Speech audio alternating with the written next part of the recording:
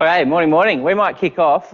We've got 3 people tuning in online today, so apologies if you get a bit of reverb here from the microphone, but it's just how they're going to get the recording that's going to come through. The other thing is that this means this session will be recorded and then implanted back into an online system for you, that if you go, oh, what did Josh say about that? You can actually go back and check out the recording at a later date. So that will be good. And I'll just make sure that we run through everything. If it looks like this is crashing behind me, you let me know and we'll roll with that. My name's Josh Rankin. I work in or across a couple of degrees here at Flinders, but one of those being the Bachelor of Sport, Health and Physical Activity. And I am the person that if you're studying outdoor education inside of the Bachelor of Sport, Health, Physical Activity, you'll see me quite a lot through your second and third years here because I run all of the topics through that kind of elective pathway. We've got a couple of other people in the room. We've got our wonderful kind of SAS and placement team, so student admin services. They're the people behind the email addresses that give you all of the help when you're panicking.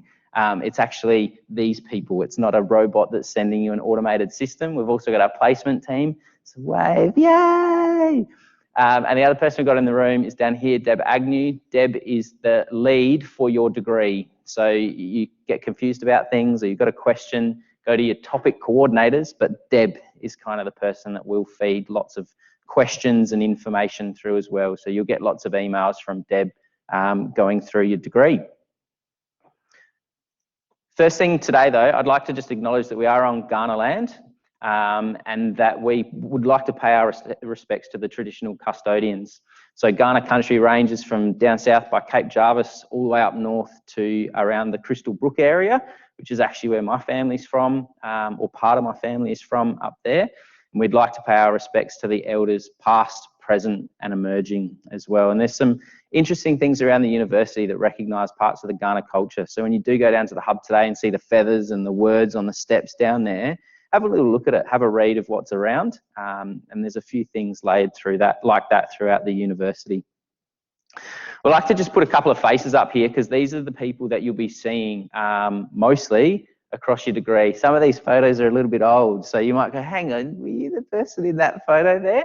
But it just gives you a little bit of a face to a few names. So the Wally with his head on the side is me. I figure you're going to see me anyway here, but it gives you a bit of an idea of the things that I do and what I will look like when I'm working with you, whether we're climbing or kayaking or mountain biking and those sorts of things. We've also got Deb there in the bottom left-hand corner. Right up the top is Shane. Shane's been the lead for this degree for about 4 or 5 years, 6 years prior to Deb, and will work with you really closely in relation to sport pedagogy. Going across the top, we've got Sam, Dr. Sam Elliott, who works around sport psychology and sport and parents, really integrated into understanding kind of junior sport development, and then athletes as they taper through their careers. Dr. Kate Ridley, health and physical activity, absolute guru around physical activity and the way that community and people engage with that. Professor Murray Drummond, you may not see a whole lot across your degree. First year topic and then not again. Coordinator of our SHAPE Research Centre. So it does a lot of behind the scenes around researching sport and engagement with sport. Coming down to the bottom, across from Deb is Dr. Kim Williams. Kim will work with you in things like skill acquisition and biomechanics. And over the end, we have Dr. Stefania Velado. And Steph is one of our health gurus. So around a range of the health topics is where you'll actually see and meet Steph. So like I said, that's a few faces and people that you'll meet, and you'll see them at different times throughout your degrees. There'll probably be a few other people in there as well. This little set of slides that I've got here for you today is a bit of a general overview of kind of how to get started. If you're sitting there thinking, I've done none of this, that's okay. That's what this week is here for, to kind of work out. But if you're sitting there going, oh, I've done that, give yourself a massive pat on the back because you'll be a couple of steps ahead of the game. And I'm assuming that you may have done some of these things because you're actually in this room. So you're in the system, you've been enrolled or you've done something that meant you've got sent an invite.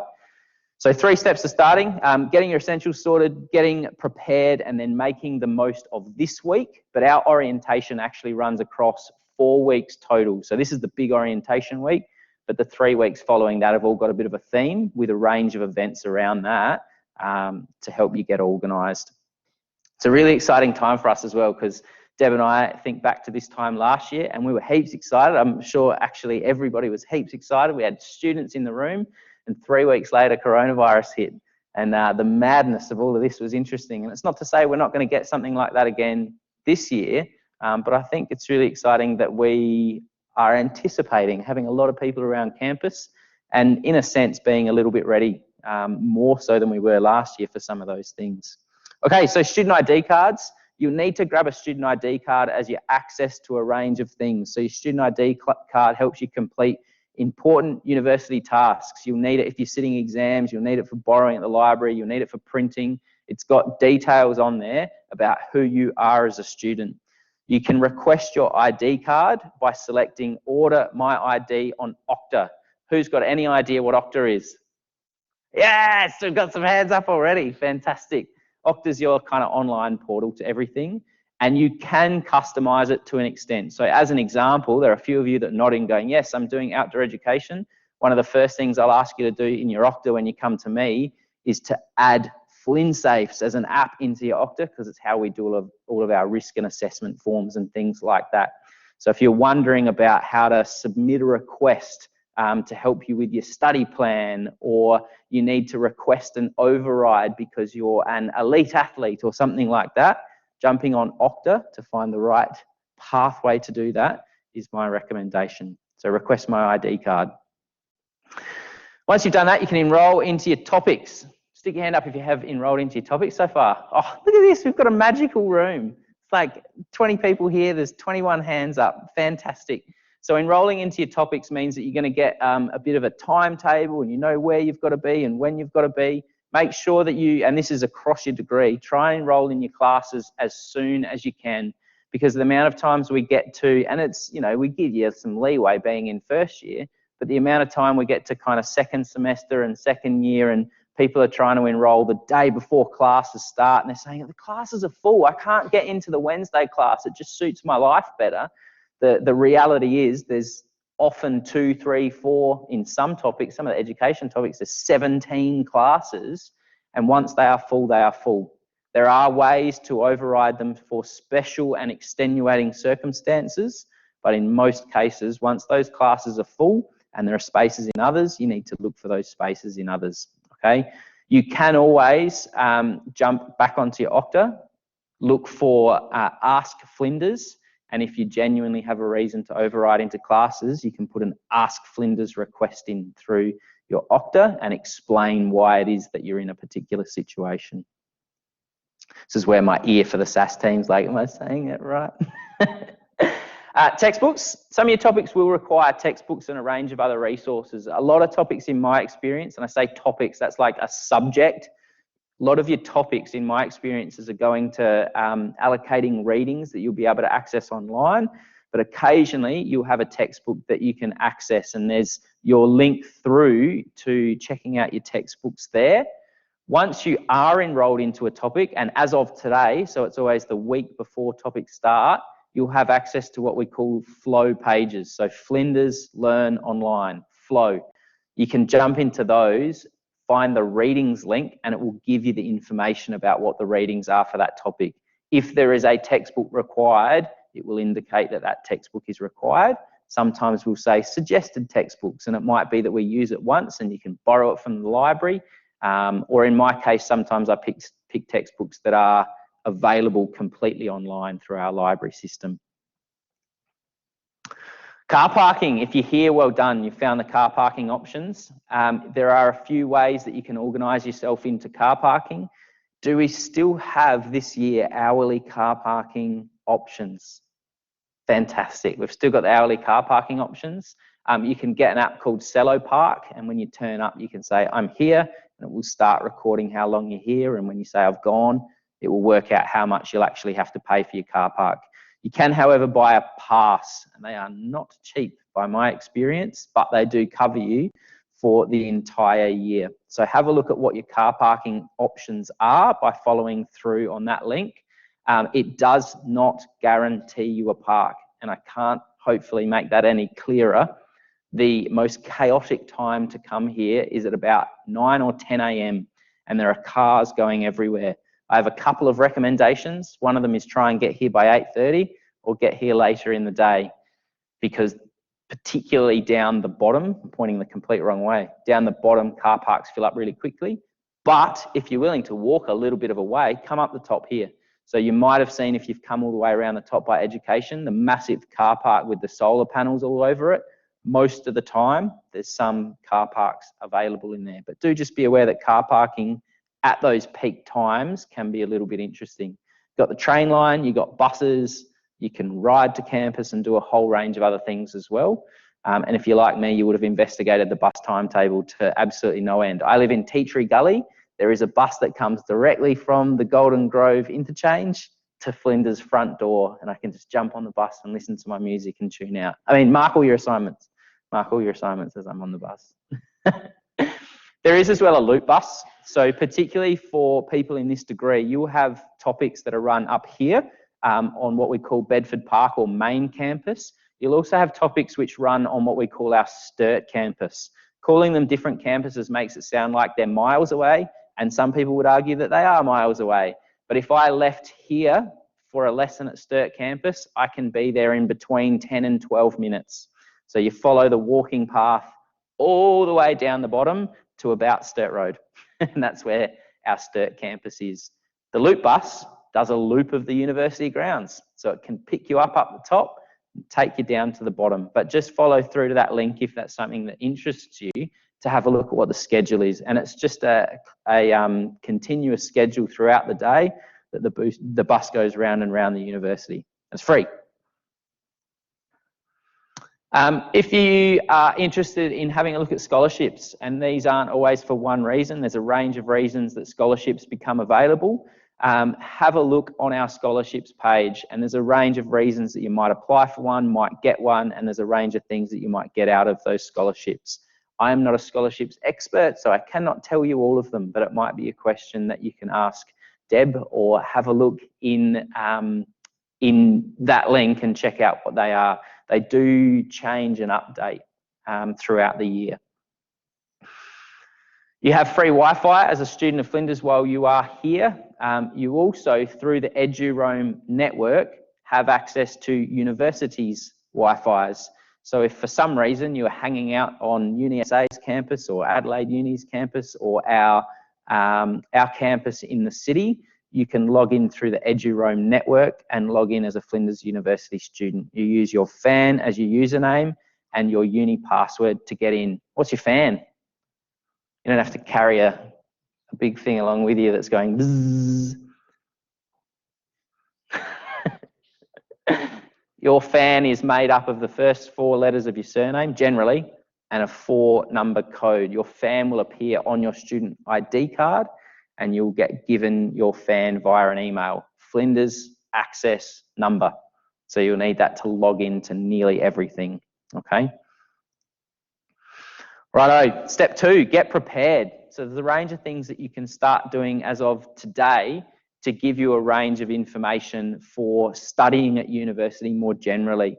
So during O Week, this week, there are campus tours that leave every hour between 10 and 3 from the campus tour booth. This is at the plaza on main campus. So from this room, if you were to walk outside and keep the lake on your left, follow the path downhill, and you would get to a huge, lovely looking building with those feathers that were in my first photo out the front. That is the hub. The grassed area out the front of it, or on this side of it, is the plaza area. When you get down there, you'll see a life of activity this week. So have a look for the campus tour booth, and people will take you around to the areas where a lot of the support services are. They'll point out the gym, they'll point out the buildings, because the first time you're here, it can be really overwhelming. And I speak from experience, but once you work it out, you go, oh, it's literally just an oval of buildings around a lake, and then there's another campus down the bottom.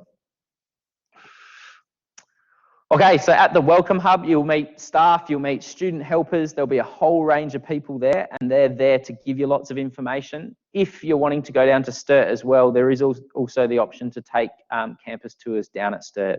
So you can wander down there, you can walk over the bridge. Hello, no worries, jump in. you can wander over the bridge and have a little tour down there. I would recommend, as a BSHAPA student, that's our way of just shortening Bachelor of Sport, Health and Physical Activity. As a BSHAPA student, you check out STIRT 2 because you are going to have classes down there. I would also recommend getting familiar with a range of these acronyms. It doesn't mean you have to remember them. We're not going to run an exam on them, but already I've thrown Octa, Flow, FAN, a range of those things at you. So if you see an acronym like that and you don't know what it is, just ask somebody, because it might actually have a level of relevance, okay? So you will have statement of assessment methods, which outline and identify how you pass a topic, what your assessment items are and what the requirements are for actually passing. And if you've got a question that's really kind of a definite answer, sometimes your topic coordinator will say, see Sam. It's not a person that you need to go and see, it's your statement of assessment methods. Okay, so there'll be heaps of different terminology that will be thrown at you. I've got some of them up there. Like I said, you don't need to remember them, so I'm not going to run through them, but know that if you see things like that and you're not aware of what it is, ask for help. I would also suggest logging on to Finding Your Way at Flinders. Has anyone had a little look at that or seen it at all? Possibly, as like maybe as we go through. So when you jump in Octa, like I said before, your access to Flow is there. So your Flinders Learn Online, when you jump into Flinders Learn Online, the topics that you've enrolled into will appear as your current topics, and you'll be able to jump into them, see your assessments, see any resources, all the readings, what you need to do week by week. It's kind of an online forum for how those topics run. Even if it's a fully face-to-face delivered topic, that will be the bank for where everything is. Finding Your Way at Flinders is something that you can enroll into, and it's a topic for all students. It's not something you've enrolled into to finish your degree, but it is a bank of support services and kind of practice runs for how to submit an assignment, how to get something checked for plagiarism, all of those kind of base across your degree things that you might need to do online. So I'd highly suggest jumping in there, having a little bit of a look, and then about week 5, when you go, oh my gosh, I think I found my feet, but now I've got a whole range of other questions, go back into it. You have access to this right throughout your degree. And then this is where you'll also access the recording for today in Finding Your Way at Flinders. Okay. Flinders does also offer a range of services to support you throughout your university degree. I cannot recommend any more highly that if you think, oh, maybe I should ask for some help, do it immediately at that point in time. So if you've got questions about careers, about your well-being, about financial support, about your study plans and your topics, just jump on. You've got absolutely nothing to lose. And most of those, if not all of those services, are completely confidential, and they'll start telling you whether they are and whether they're not, and if they need to contact somebody to support you. But they are incredibly helpful. Some of those people that will support with that are in this room as well. We do also, particularly in recent times, as of last year, we've gotten really aware of the need to emphasize safety online. So we actually have a range of policies about how you engage online, how you protect yourself online, what cyber abuse is, and all of those sorts of things. We would recommend that you read when you are engaging, particularly in online lessons and things like that, what some of that information is. But do know that you can also actually report to the university if you think that you've been attacked or your safety has been compromised online or any of those sorts of things. The university will take any information like that very seriously. Okay, step 3. Any questions so far? Nothing on the chat, which is handy. Happy days. I'll keep moving through though. So making the most of orientation, there are a range of things that you can connect with. First of all though, is plan your orientation. So you've probably already got on the Flinders planner to be able to register into this session, and you kind of know what's going on. So that's really good. But like I said right at the beginning, our orientation actually runs across 4 weeks. So this is the guts of it. This is the big week for orientation. Come and meet your lecturers, those sorts of things. But then through the next couple of weeks, so week 1, 2, and 3 of uni, we've got Connect Week, Skills Week, and Wellbeing Week. So keep an eye on that orientation planner and look for if there's things that you need support with. You might get your information for assignments in week 1 and then go, oh, I don't know how to reference, or I'm not sure what my writing's kind of been like since school, or this looks a little bit different to what I'm used to, then through Skills Week, there's a range of things that are going to support you for submitting that first assignment, which usually are due around week 4, week 5, as we start moving through. Don't hold me to that. There might be some due earlier and there will be some due later. Okay, so check out the resources in your orientation planner. There's a range of social events, and again, you can get that information through your orientation planner, but we've got comedy, we've got quiz nights, we've got O-Week fairs, and I am incredibly excited that this stuff is even on here. I think go back a month and we were still unsure as to whether O-Week was even going to run in any sort of capacity with the re-emergence of cases and things like that. So it's really exciting for us as staff as well that this stuff is happening, because we love life on campus. Otherwise, it's just us and white walls, and it's not as exciting. Also, like I said, there's an orientation video library. So I know there's like heaps of stuff here that I'm throwing at you, but actually most of it fits into a couple of categories. Jump onto Okta, jump into Flow, and access your Flinders Learn Online. You're finding your way at Flinders through Flinders Learn Online, and you'll find a range of these sources happening. You'll get to your orientation planner, you'll get to the video library for all of these sessions, you'll get a range of different information. What you can also access through that is a mentoring program. So we've been running O-Guides for quite a few years now, and the O-Guide program gets really good feedback because it's current students supporting brand new students. So if there's a range of questions you have, chances are they had the same questions 12 months ago, 24 months ago, 36 months ago, and they can run you through what their advice and their support is. It is not an opinion poll. Be very confident that you're not rocking up and just going, ugh, James told me that, but I don't know if James has got the right information. They actually go through a series of training and have some very specific information that they need to ensure that they're up to date with, which is really important because sometimes our systems change since they were involved in that. So they do have a series of training, and you can enroll into your mentoring programs or register into your mentoring programs through a range of different ways, but the link is there for you. And again, being recorded so you can jump back to the links nice and easily. One thing that's really important for you as well, though, is something called your study plan. So this is an example of the Bachelor of Sport, Health and Physical Activity study plan. This is just me creating it in the way that makes sense to me. But what it is telling you is across the top, you've got your first year, first semester topics outlined. So this is set up in what we might refer to as semesters, and a traditional full-time load for a student in this degree has you studying 4 topics per semester, 2 semesters per year, and for 3 years across your degree. Okay, so this basically just outlines these are the 4 topics you should do in semester 1, year 1. These are the 4 topics you should do in semester 2, year 2. Then it's got semester 2, year 1. Then it's got year 2 and year 3 as you move through. Please, please, please, and I think Elena would emphasize this enormously, follow the advice that we provide for you on your course rules. It is not overly common, but it's not uncommon to have students come to us halfway through second year and say, oh, I didn't do that topic. I thought you were just suggesting it.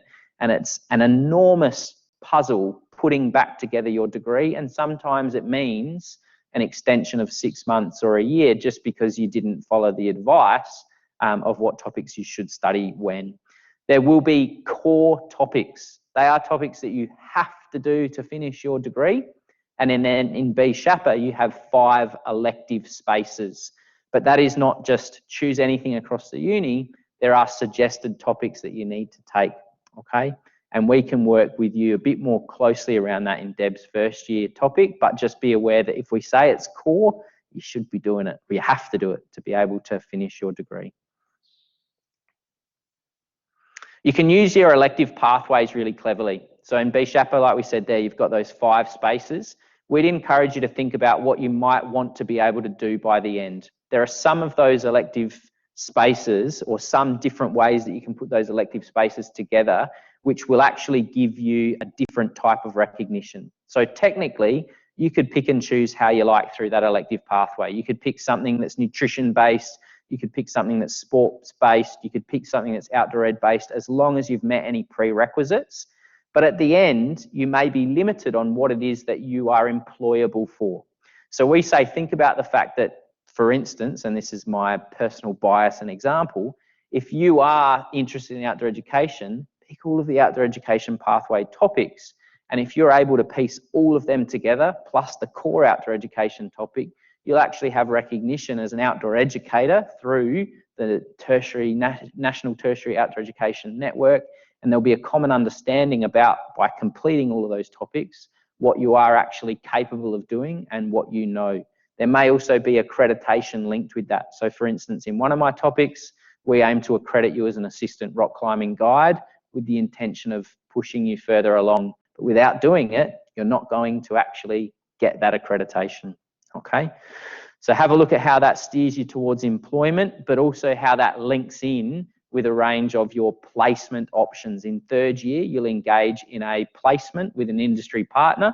And in some of the topics, based on the kind of electives you choose, you may extend those placements or have more time with industry partners. But there are a range of opportunities to engage elsewhere throughout your degree, and we'd encourage you to start looking at what are the kind of external support networks and external bodies that represent sport, health, physical activity, and outdoor education.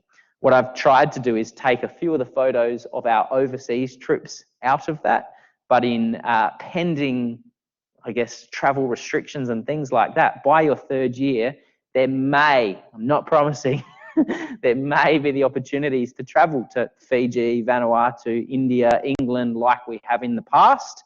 But even outside of that, there are opportunities to go interstate, or if we need to, stay intrastate. Is that the right word? I think it is. And engage with a range of really exciting opportunities through Adelaide United or some of our outdoor experiences or whatever it might actually be.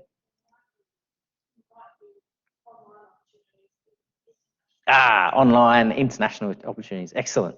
Very good. Make sure also you look at how you're extending yourself in terms of considering your employability. So look at what you're studying, look at how you're using those placement opportunities, your work situations, all of those sorts of things. How are you networking? How are you building towards placement, and how are you building towards exiting uni with job prospects? And they're the conversations you can have with your lecturers, particularly specifically in your chosen elective pathways.